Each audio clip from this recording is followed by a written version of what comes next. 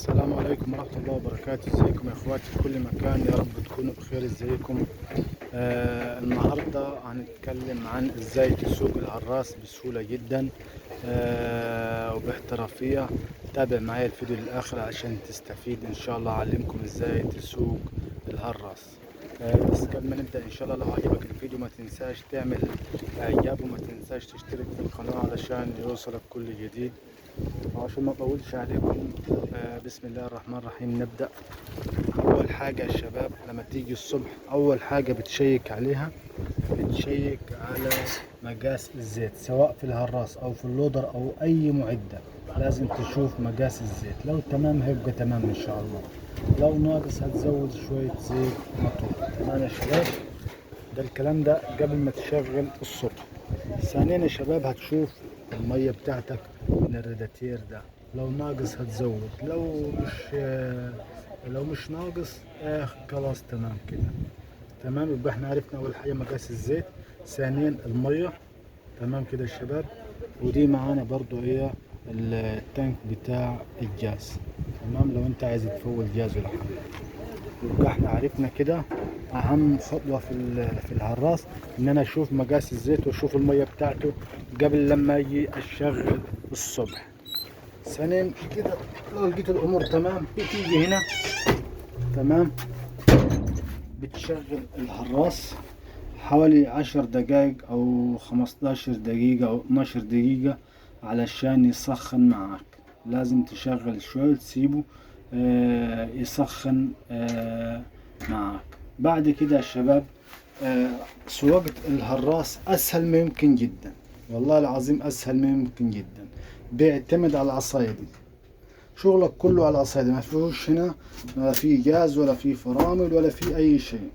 كل ما في الامر العصاية دي، هتودي العصاية دي لقدام كده هيمشي معاك الهراس لقدام. هتجيبها في النص كده هيوقف معاك فرامل وفي نفس الوقت تموير. طب لو انا عايز الهراس يرجع لورا، اهو هرجع بالعصاية دي لورا، هيرجع معاي الهراس. يبقى انا عايز الهراس يمشي لقدام، هدوس كده بالعصاية دي كده، اضغط لقدام كده هيمشي معاي لقدام. عايز اوقف فرامل مثلا في النص كده، النص كده، يبقى كده فرامل وتموير في نفس الوقت. عايز ارجع اهو. تمام كده يا شباب؟ تمام. يبقى احنا عرفنا العصاية بتمشي اللودر لورا ولا قدام، وفرامل في النص.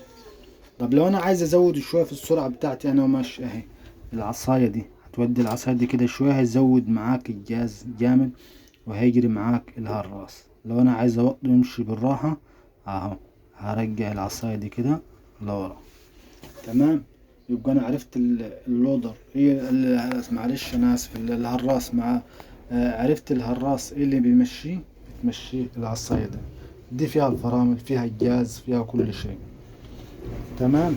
طب ناقص اخر حاجة يا شباب اللي هي معانا، هي يا شباب ان معايا ازاي انا عايز اشغل الدكاك هزاز.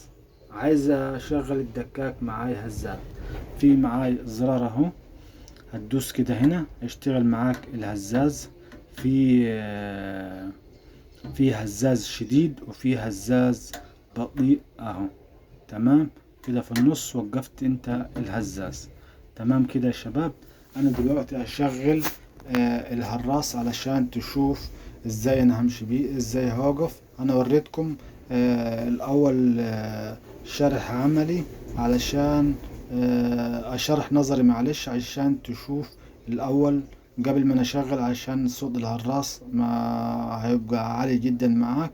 فانا قلت اوريكم الطريقتين، طريقة هو بطال وطريقة انا هشغل دلوقتي واوريكم برضو ازاي امشي بيه وازاي اوقف. تمام كده يا شباب؟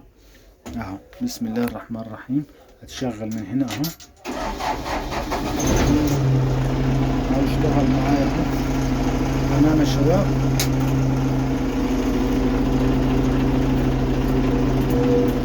يبقى احنا بالعصاية اهي، انا عايز امشي مثلا لقدام اهو، اهو ماشي معايا لقدام. عايز اوقف مثلا اهو، يبقى انا كده وقفت. تمام. عايز ارجع لورا مثلا اهو، يبقى انا عرفت بيمشي لقدام ولورا في النص اهو. امشي لقدام العصاية لقدام اهي، فاهم؟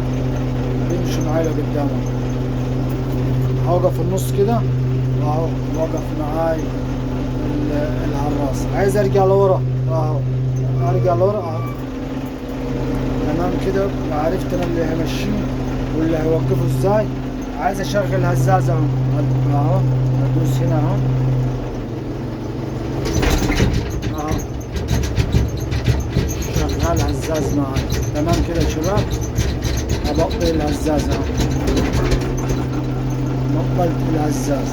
تمام كده يا شباب. يبقى انتوا عرفتوا الطريقة ازاي دلوقتي يا شباب، شفتوا الطريقة ازاي. انا وريتكم الطريقة، وده كان تعليم سواقة الهراس، اسهل ما يمكن جدا والله. انت بس تركز، واي حاجة سهلة مش صعبة زي ما احنا قلنا وتعودنا على كده. وان شاء الله بالتوفيق لاخواتي، واي حد في الدنيا لو ناوي وغاوي عايز يتعلم ويحط اي حاجة في دماغه هيتعلمها بسرعة جدا والله. الموضوع سهل سهل جدا. يا ريت لو عجبك الفيديو ما تنساش تعمل اعجاب، وما تنساش تشترك في القناة علشان يوصلك كل جديد. والسلام عليكم ورحمة الله وبركاته.